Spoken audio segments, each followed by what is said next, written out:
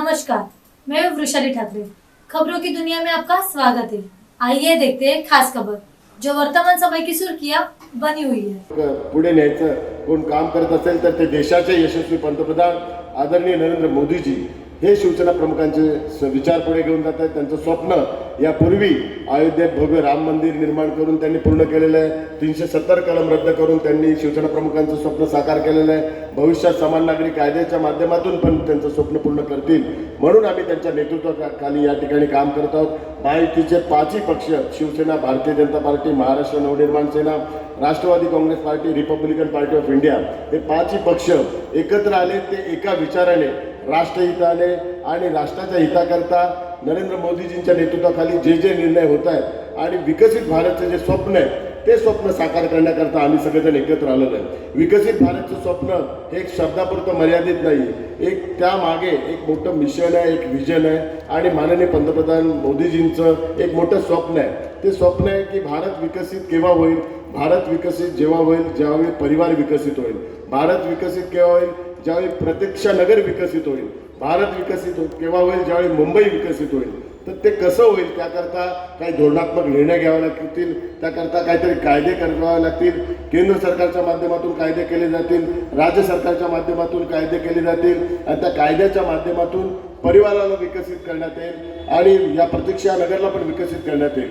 प्रतीक्षा नगरचा हा पूर्ण मतदारसंघ हा नेहमीच शिवसेना प्रमुखांच्या विचारांचा सन्मान करणारा मतदारसंघ आहे आणि नेहमीच आपण शिवसेनेच्या पाठीशी उभे राहिलेले आहे। या मतदारसंघाने शिवसेनेला नगरसेवक दिले, या मतदारसंघाने महायुतीचा आमदार या मतदारसंघाने निवडून दिलेला आहे आणि याच मतदारसंघाने दोनदा मला खासदार पदाचा बहुमान या ठिकाणी दिलेला आहे। त्यामुळे गेल्या 10 वर्षात मी कित्येक कामं या मतदारसंघातली केलेली आहेत। आज कमी वेळ असल्या कारणामुळे त्या कामाचा कार्याहवाल मी आपल्या घराघरात दिलेला आहे। परंतु या दक्षिण मध्य लोकसभा मतदारसंघातला महत्त्वाचा विषय म्हणजे रिडेव्हलपमेंट। या दक्षिण मध्य लोकसभा मतदारसंघात मराठी बाहुबल्य असलेल्या एरियामध्ये गेले कित्येक वर्ष पुनर्वसनाचे प्रकल्प रखडल्यामुळे मराठी माणसांमध्ये एक नैराश्य आणि एक त्यांच्यामध्ये एक चिंता व्यक्त होत होती।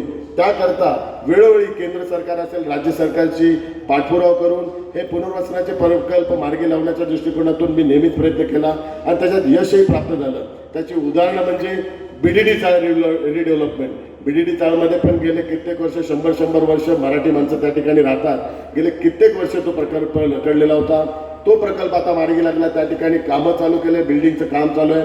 धारावी रिडेव्हलपमेंट तोही प्रश्न 20 वर्ष रखडला होता। माझा जन्म धारावीचा, त्यामुळे जन्मताच मला ती जबाबदारी धारावीची विकासाची आणि पुनर्वसनाची लाभलेली आहे। धारावीचा प्रकल्प आता आपण मार्गी लावलेला आहे, त्या ठिकाणी पण सर्वेचं काम चालू आहे।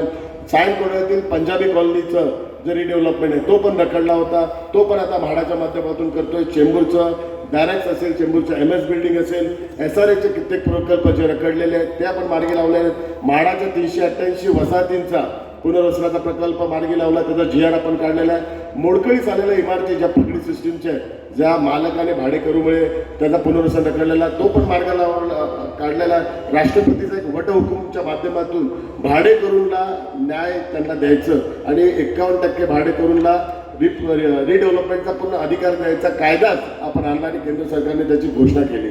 आता झाला प्रतीक्षा नगरमधला महत्त्वाचा विषय म्हणजे DPच्या बाबतीत आणि जे 180 स्क्वेअर फीटची जे आपले घर आहे आणि 225 स्क्वेअर फीटची जी घरं आहे, साधारण 180 वाले 1 ते 67 बिल्डिंग आहेत आणि 225 स्क्वेअर फीटच्या 20 इमारती आहेत। आपल्या सर्वांना माहिती आहे की गेल्या 10 वर्षात मी विविध पार्लमेंट कमिटींना रिप्रेझेंट केलं। त्यातलं महत्त्वाची कमिटी होती अर्बन डेव्हलपमेंट कमिटी।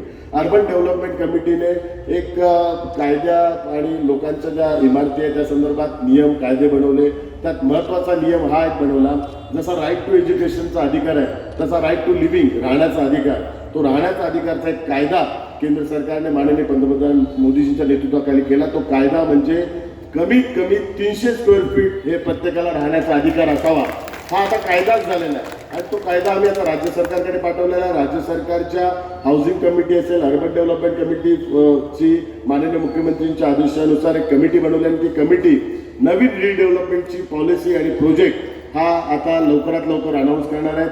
त्यामुळे 167 ज्या बिल्डिंग आहेत, 180 स्क्वेअर फीटच्या, ज्या 225 स्क्वेअर फीटच्या 20 इमारती आहेत, त्यांचा मिनिमम एरिया 300 असणार आणि मॅक्झिमम एरिया राज्य सरकारची जी कमिटी आहे ती आता घोषित करणार आहे. त्यामुळे कमीत कमी 300 स्क्वेअर फीटचं घर ते त्यांना मिळणार आहे. हे मी तुम्हाला ग्वाही देतो. राज्य सरकार लवकरच रिडेव्हलपमेंटची पॉलिसी डिक्लेअर करून प्रतीक्षा नगरमधल्या सगळ्या लोकांना न्याय देणार आहे. डीपी मधले जी घरं रेग्युलाइज करायची त्या संदर्भात पण विधानसभेत वारंवार प्रश्न उपस्थित झाला. विधानसभेची कमिटी फॉर्म झाली. विधानसभेच्या अध्यक्षांनी आदेश दिला की प्रत्येक जे डीपीची घरं आहेत ती रेग्युलाइज करायची. माननीय मुख्यमंत्र्यांनी पण आपल्याला शब्द दिलाय आणि येणाऱ्या 1-2 महिन्याच्या कालावधीत डीपी वाले पण घरं रेग्युलाइज करून, कारण काही ठिकाणी आपली मराठी माणसं आहेत त्यांच्या नावाने मालकी हक्काच्या संदर्भातला निर्णय लवकरात लवकर घोषित होईल आणि जे रिडेव्हलपमेंट होईल ते रिडेव्हलपमेंट महाराष्ट्र शासनच करणार आहे, म्हाडाच्या माध्यमातून करणार आहे. कारण जसं BDD चालचा फॉर्म्युला आहे तसाच फॉर्म्युला या ठिकाणी आपण राबवणार आहे. इन्व्हेस्टमेंट करण्याकरता आता MMRD असेल, MIDC असेल, मुंबई महानगरपालिकेला पण आता इन्व्हेस्टमेंट करायचा आदेश आम्ही आता दिलेला आहे. मुंबई महानगरपालिका MMRD ह्या ठिकाणी पैसे गुंतवणार. तुमची जी 300 स्क्वेअर फीटपेक्षा जास्त जी घरं आहेत, जे स्क्वेअर फीट आता नक्की होणार आहे, कमीत कमी जे 300 स्क्वेअर फीट आपण ती सर्व घरं टेंडर काढून LNTच्या माध्यमातून ती घरं पूर्ण करून नवीन घरं आता तुम्हाला देण्याचा योजना आम्ही लवकरात लवकर घोषित करतोय. त्यामुळे तुमच्या भविष्याच्या दृष्टिकोनातून एक चांगल्या स्क्वेअर फीटची आपल्याला घरं मिळेल. पंचशीलच्या बाबतीत पण कित्येक दिवस या ठिकाणी प्रश्न रखडला होता. पंचशीलच्या लोकांना एक त्यांच्या मनात एक भीती होती की या ठिकाणाहून त्यांना दुसऱ्या ठिकाणी पुनर्वसन केलं जाईल किंवा दुसऱ्या ठिकाणी शिफ्ट केलं जाईल. पण माननीय आमदार प्रसाद लाड साहेबांनी हा विषय पाठपुरावा करून मार्गी लावला. मी पण त्यांना संपूर्ण सहकार्य केलं. पंचशीलच्या सर्व रहिवाशांचं पुनर्वसन पंचशीलच्या जागी होणार हा एक निर्णय आता राज्य सरकारने घेतलेला आहे. त्यामुळे गृहनिर्माण धोरण आणि रिडेव्हलपमेंट धोरण हे अत्यंत या संपूर्ण आपल्या मतदारसंघाचं महत्त्वाचं आहे. प्रतीक्षा नगरच्या इतर ज्या इमारती आहेत त्या सर्व इमारतींवर रूफटॉप सोलर प्लॅन आम्ही लावून देणार आहे. फ्री ऑफ कॉस्टमध्ये केंद्र सरकारच्या योजनेच्या माध्यमातून त्या रूफटॉप सोलरमुळे सर्व वीज BST सोलरची वीज विकत घेईल आणि BSTच्या माध्यमातून जे तुम्हाला इलेक्ट्रिसिटीचं बिल येईल ते 0 बिल करण्याचा योजना माननीय पंतप्रधानांनी जी घोषणा केली ती योजना संपूर्ण प्रतीक्षा नगरमध्ये आम्ही राबवणार आहे. जेणेकरून तुमचा मेंटेनन्सचा खर्च कमी होईल. जे 500 स्क्वेअर फीटची घरं आहेत त्यांना तर प्रॉपर्टी टॅक्स लागत नाहीये. पाण्याच्या बाबतीत पण एक आमचा विचार चालू आहे. भविष्यात 0 मेंटेनन्स कसं होईल असा प्रतीक्षा नगर करता एक नवीन मॉडेल आपण लवकरात लवकर आणणार आहे. कारण आपल्याला माहिती आहे की धारावी पुनर्वसन प्रकल्पात जेवढी घरं आहेत त्यांना 0 मेंटेनन्स घोषित केलेलं आहे. त्या ठिकाणी 0 मेंटेनन्स कोणाला भरायला लागणार नाही. तर मी माननीय मुख्यमंत्री साहेबांना हीच विनंती केली, जर धारावीला एक न्याय देत असेल तर आपल्या जे मराठी माणसं ज्या आपल्या सगळ्या वसाहती आहेत, म्हाडाच्या वसाहती, त्याही ठिकाणी 0 मेंटेनन्स असावं. तर माननीय मुख्यमंत्री साहेबांनी त्याही संदर्भात स्टडी करण्याचा आदेश दिलेला आहे. तर आपल्या सर्वांचं या सर्व योजना राबवण्याकरता आशीर्वाद सहकार्य असावं. कारण ही या निवडणुकीत माझ्या दृष्टिकोनातून एक विषय अत्यंत महत्त्वाचा व्यासपीठावर उपस्थित सर्व नेत्यांना, कारण करोनानंतर ही पहिलीच निवडणूक होते. 2.5 वर्ष लोक करोनाच्या काळात होते. करोनाच्या काळात कित्येक जणांचे आप्तसक्रिय, कोणाचे आई वडील, कोणाचा भाऊ याचं निधन झालं. कित्येक जणांची दुकानं गेली, घरं गेली, कोणाचा आर्थिक व्यवसाय गेला, काही जणांच्या नोकऱ्या गेल्या. हा विषय खूप अत्यंत गंभीर आणि महत्त्वाचा आहे. एक वेगळ्या मानसिक स्थितीतून आपला मतदार बाहेर निघालेला आहे. दुर्दैवाने कोणी त्या मतदाराच्या त्या मनस्थितीबद्दल भाष्य करत नाही. एकमेकांवर आरोप, अर्वाच्य भाषा, घाणघाण आरोप हेच सगळं चाललंय. मूळ मुद्द्याकडे कोणीच लक्ष घालत नाही. उमेदवार म्हणून मी पहिल्या दिवसापासून मूळ मुद्द्याकडेच लक्ष केंद्रित केलं आहे आणि मूळ मुद्द्यांवरच मी बोलत आहे. मला या घाणेरड्या राजकारणात पडायचं नाही. मला मतदार जो करोनामधून बाहेर आलेला आहे, ज्या स्थितीतून त्याचे आई वडील, माझे पण आई वडील वारले गेल्या 2 वर्षात, तशीच परिस्थिती प्रत्येक नागरिकाची, त्याचे पण नातेवाईक कोणी वारले, तर तो आता त्या मेंटल स्थितीतून बाहेर येतोय, तो त्या फिजिकल स्थितीतून बाहेर येतोय आणि तो त्या आर्थिक स्थितीतून पण बाहेर येतो. ज्याचा व्यवसाय गेला, ज्याची नोकरी गेली आहे, तो कुठेतरी आता स्टेबल होतोय.